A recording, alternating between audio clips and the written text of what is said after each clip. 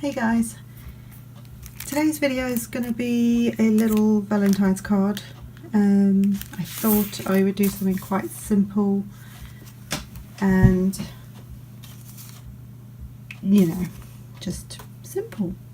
So I've got some white cardstock, which measures 11 inches long, scored at 5.5 and measuring 4 1/4 that way. So it's a standard top folding A2 card. I then have a piece that measures 4 inches by 5 1/4, and what I've done here to get this embossed bit is I've actually used a die to do that.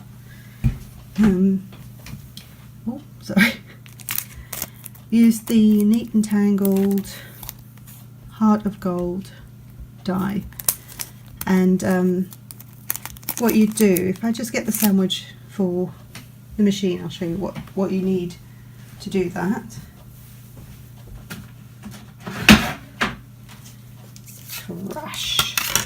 Crush.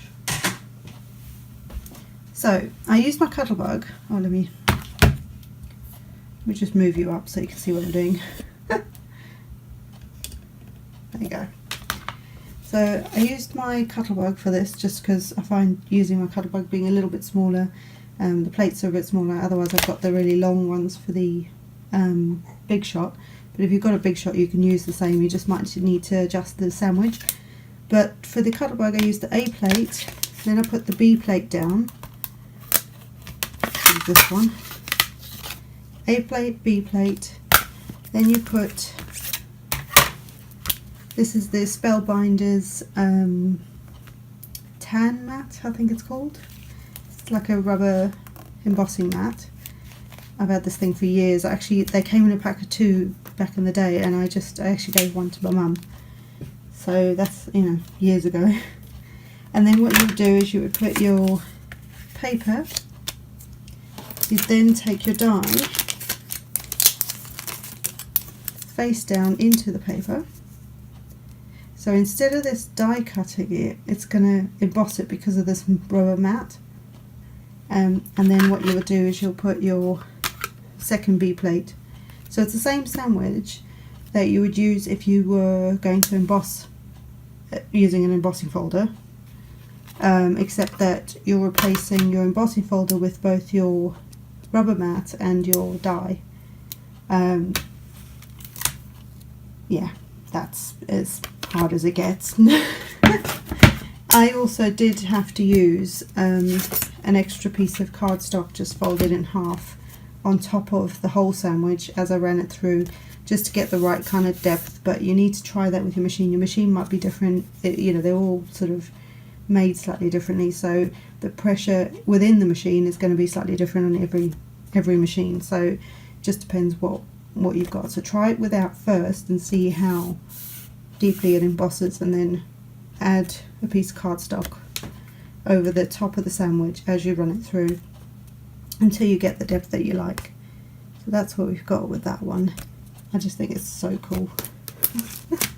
I haven't done that for ages. So that's going to be the front panel. I have got some Nouveau embellishment mousse, and this is in colours, this pure platinum. Now, for those who don't know, it's like a, well, it is kind of what it says, it's mousse. It's like a, I don't want to do too much because I'm going to be fiddling in a minute, but it's like a paste kind of stuff. And what you can do is, in fact, let's do it now because I've got my fingers dirty. What I thought I could do, just to make this stand out a little bit, you can either use this with your stencils, or you can use it like I'm going to here. And I've just got some on my finger, and I'm just going to simply rub it along the edge here. Now, the nice thing about this is once it dries, it's permanent, so it won't kind of like, it won't come off for even if it gets wet, but all the time it's still wet, it you can use it, so I think you can use like water with it and that. I haven't tried that yet, but I believe that's what you can do with it as well, and that way you can get this lovely pearly watercolour going. But when it dries permanent, so I love that about stuff like this. So I'm not being very careful as you can see. And I'll show you what it looks like in the light. Just creates another level. So if you don't want to have too much dimension on your card, but you want something there,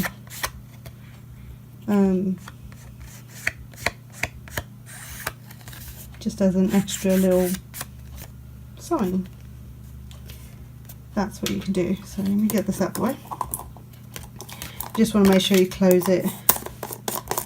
You don't really want air getting to it, that kind of thing. But now you'll have it on your fingers. Pyjama pants are for. But now hopefully you'll be able to see the shimmer that comes off it. So when that dries completely, it will it won't rub off or anything. It kind of reminds me of like gilding paste, but it's not gilding paste, it's mousse. It's kind of fun, but there's loads of stuff you can do with it, so I thought I'd just do that because it just gives the edge of the white card, you know, when you've got white on white, it just gives it another level. So I'll leave that over there to dry. Now my fingers are covered. Ooh. So the next thing I've got are these cute little characters and images.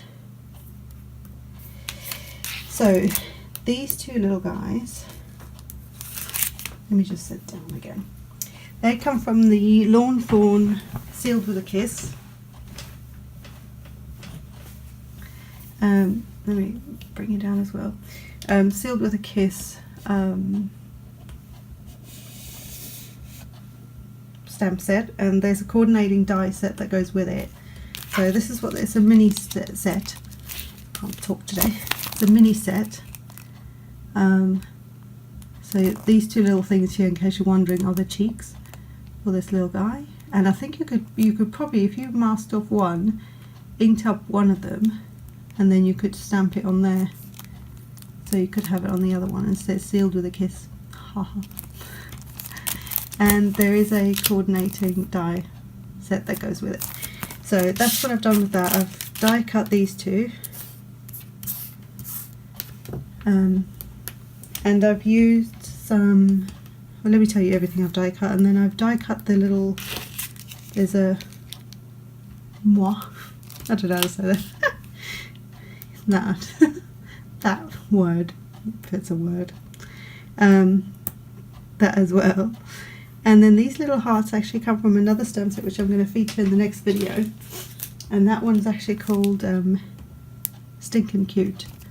So there's a little heart here, and that's the heart I used from that.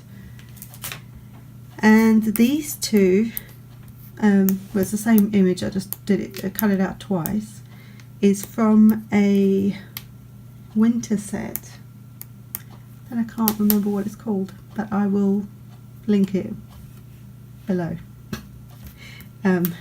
providing I remember to do that. But yes, it's from one of the winter sets. It's also a Lawn Fawn die set. It's got the little polar bears and they're on ice skates. I'm sure those who love Lawn Fawn will know what that is. And I thought that'd be kind of cute to put them on there. Each of them can be on their little ice, what do they call them? Ice, floating ice block things, whatever. And then to colour them, I used this is a Derwent one, but it's just a watercolour brush. I've been trying to use these more and more because I don't really get on with them normally, so I prefer just a paintbrush and water. But for something like this, one, it's really fine detail, and two, I don't know, it depends how you look at it. I sometimes find this harder to control than just water and a paintbrush, but with such small images, sometimes it's easier to have something like this. So I gave it another whirl, and it's not too bad. We did alright. So So to colour in, didn't use that colour, or that one. So to colour these in, I used the Zig, let's see if I can get the Zig Clean Colour Real Brush Markers. Ooh, say that 3 times fast. And I used, let's see, I used number 25, the pink, number 22, oh sorry, Carmine Red. I used 91, light grey, oh, and light violet as well, 81. And what I did was with, say, like the violet ones on the heart side, ink the bottom of the heart and then use the water brush to drag the colour up to the top part of the heart. And when they were dry, I even went back to sort of to deepen the colour and sort of did the same type of thing again. But as long as it's dry, your ink won't water down and it won't, or it won't muddy if you're mixing colours. So as long as each bit was dry before you add the next layer of colour, you should be good. And then these little guys I did in the grey, same thing, I just kind of outlined them and then dragged the colour up because I wanted some colour on them, but I didn't want them to be super grey. But I just think they're so cute. And then with the cheeks, I used the cheeks from the stamp set and I just put some of the pink, is this the pink one? Yeah, the pink on there, and it is super bright. The pink is really bright. So I then stamped it, inked the stamp with the pen, stamped it on there, and then used a bit of water to try and a paper towel to try and lighten it a bit and just sort of blend it a little bit more. It's really easy to do, but yeah. So I think the first thing I'm going to do is get the sentiment. This should be dry enough now. So I'm going to use my Stamp Perfect tool. I'm at a weird angle here. I've got to figure this out. There's reflection. Whoops. Let's just bring you up a bit so you can see what I'm doing a bit better. Right. Just finagle, finagle, finagle. Right, so hopefully that is enough to see. Right, so basically, for those that don't know, this is a this is called a Stamp Perfect, and this is a stamp positioning tool by Hampton Arm. You can get ones with the name Misty, which are Sweet Petunia, I think, make them. Is that the name of the company? And I think they were the original one to come out or something. There's loads of them out there. Tim Holtz has his own one, and I actually want to get the Tim Holtz one as well because it's much bigger, and there is a larger format of the Misty, I believe. I just can't really afford it, so it's out of my price range. Anyway, this one is about £20-ish. And what you have is you have this rubber mat in here. It's kind of like a mouse mat type thing, and magnets. The whole back plate here underneath is magnetized. So you would take this piece out if you were using red rubber stamps or real rubber stamps, your cling stamps, because this will add, this is kind of taking the place of the cling foam that's on the back of your rubber stamps. So if you're using a clear stamp or a photopolymer stamp like we're going to, you need that in there just as for a height thing, otherwise it won't actually stamp it. So what we're going to do is I always use the corners just because it's easier for me. I find it easier to do it that way. So I'm going to take the magnets and just, in fact I might bring them down here a bit. What I'm going to do, I'm going to take the sentiment. There is even a little doodad. I might use that as well. So you've got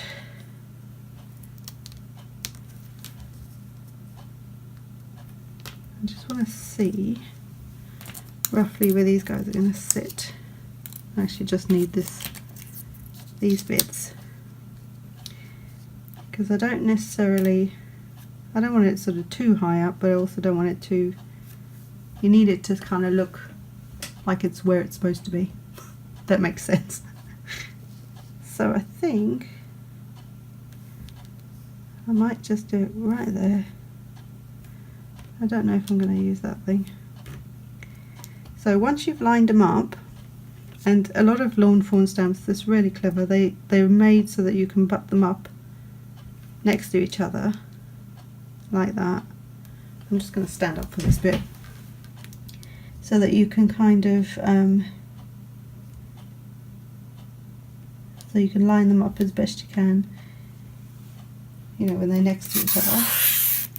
Then what you're going to do is, when you've got them positioned where you want them on your card, you're going to then pick them up with the tool, so they're now on this side. You can get rid of this bit. You could leave them in there, it doesn't matter, but right. I'm just going to make sure that that looks somewhat straight. I'm just going to use some VersaFine ink. It's my favourite kind of ink. Go this way. Oh, sorry. Like I say, weird angle. Ink it up. And stamp it. Now the nice thing about this is, if you stamped it, say that wasn't perfect, say there was a bit that was missing, maybe I didn't press in the right place, the nice thing about this, as long as you don't move any of this, you don't move your stamps, you can re-ink it and re-stamp it as many times as you like until you've actually got the, you know, the crisp image that you need. And you can do that for anything, even if you're just stamping a whole bunch of, you know, little images like this, you can still do that, and they'll be you'll ink them properly. And it's, you know, sometimes you ink something and then you think, oh, it's not inked quite right. I've done that so many times. So where you think, ah, nuts. So I'm just going to get this out of the way for now, and we can actually put this together, because I've waffled so much. Just put this on here so I don't lose it. So let's do this first. So what I want is to have, I'm gonna do this kind of off. Where's the rest of my images? Oh, they got stuck underneath. Right, so over here, I'll add a line now, sorry. What I'm going to do, I'm just going to stick these guys on, what is this, on the, on here, this, what's it called, the little icy thing.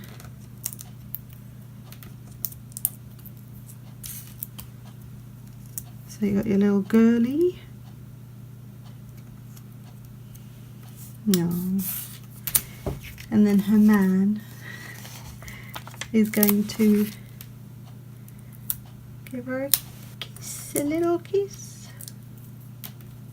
Sorry, it's late here. It's not too late. It's only 9 o'clock, but you know, late enough. Oh.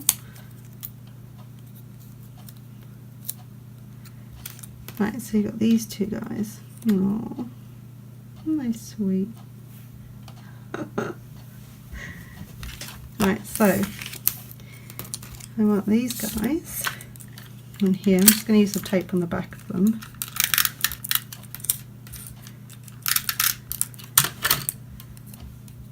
Oh, let's get tape on the back of these.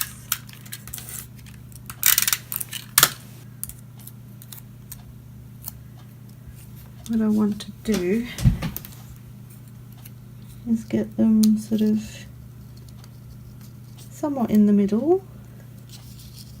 It's kind of like my motto. Because you want them close enough together, but not like he looks a bit.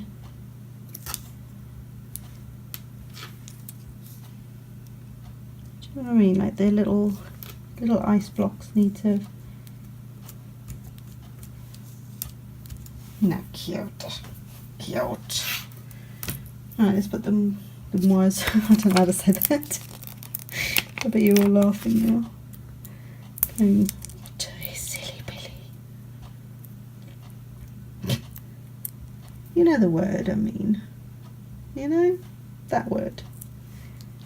It's called a word, but. So that's from him.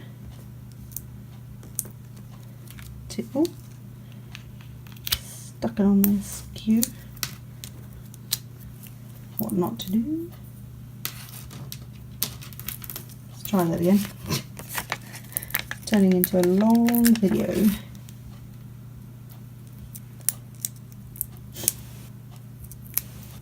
But I wanted to kind of explain a couple of the things that I've done,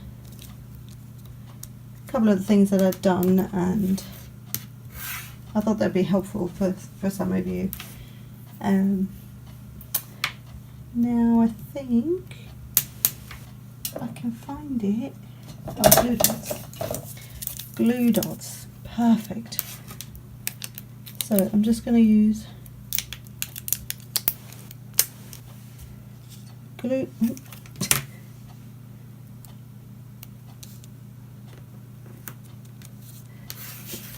Glue dots, and I'm just gonna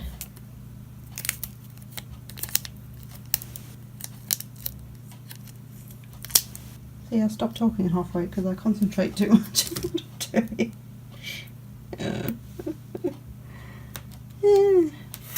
I'm just gonna stick a load of these guys all over,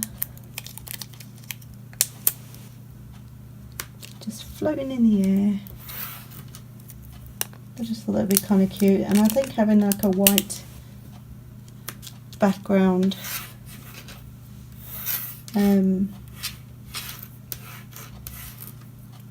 if you know what I mean, like a sort of quite a simple background. I think that looks really pretty. I've seen a few people do that, where you know they've used like the main image is really colourful. But there's just something in the background that is full of colour. Something in the background that's quite subtle, but still there's a lot of interest in the background, if that makes sense at all. Right, so I think that turned out kind of cute. Right, now then, let's stick them on here. I'm going to use some, no, I'm just going to use this. Just me trusty tape runner. Now, if you've embossed anything, you need to put a bit more adhesive. Now that's only one little panel in the middle, so it's probably going to be fine. But if you had to, what am I trying to say? Like if we'd embossed this whole piece, you definitely want adhesive all the way around, because otherwise it tends to like, it gets a bit warped and it doesn't bubble. Bubble's the wrong word, but it like, what's the word I'm looking for? Like it twists, and it can sometimes pop off the card. So even though that's just one small area, I did put some adhesive behind it. So there you go. And you see how this is all like just a bit of interest around the edges. Messy, but it works. I don't know how, but it does. You saw me, I wasn't very careful with that at all. But I love this kind of look as well, where you've just got this lovely white background and then this burst of colour in the middle where you've got, you know, your main image. I think it's a lovely little thing. It's quite simple, but there's still lots of detail, lots of stuff going on, and you can still see that heart in the background. So that's it, guys. I will see you in the next one. Oh, and just a tip. Whenever you're using water, and I do this as standard now, I don't mess about with stuff anymore. I just use watercolour cardstock. Doesn't have to be super expensive, but look for a decent quality watercolour cardstock. I use some from Smith's, but there are tons of companies out there that make it, you know, really good quality. So yeah, so whenever you're using water, just try, you know, sometimes it's not the actual markers or whatever you're using, because I nearly gave up on these guys I've got to say, because we didn't get on so well, and sometimes it's the cardstock, not the product, if you know what I mean. So yeah, anyway, that was a very long video but there you go. And what I might do as well keep doing this, I'm going to do this and I'm going to do that.